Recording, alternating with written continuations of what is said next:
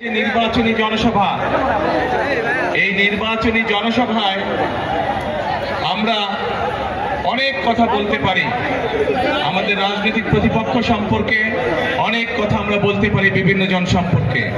কিন্তু যদি আমরা এদের সম্পর্কে শুধু বলে যাই, তাতে কি জনগণ বা দেশের কোনো লাভ হবে?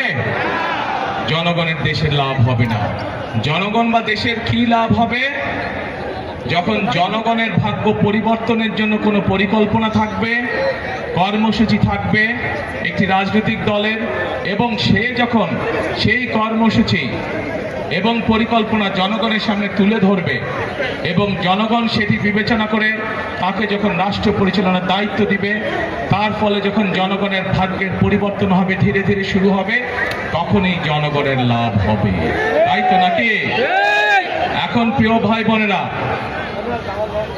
এই মুহূর্তে বাংলাদেশে যেই রাজনৈতিক যতগুলো দল আছে, তার মধ্যে আপনারা চিন্তা করে দেখুন, বাংলাদেশের মধ্যে একমাত্র এই মুহূর্তে বিএনপি, বাংলাদেশ জাতীয়তাবাদী দল, তারাই কিন্তু বাংলাদেশের নারীদের কিভাবে স্বাবলম্বী করে গড়ে তুলতে চায়, কিভাবে তাদেরকে শিক্ষিত করে গড়ে তুলতে চায়, সেই কর্মসূচি এবং পরিকল্পনা আছে।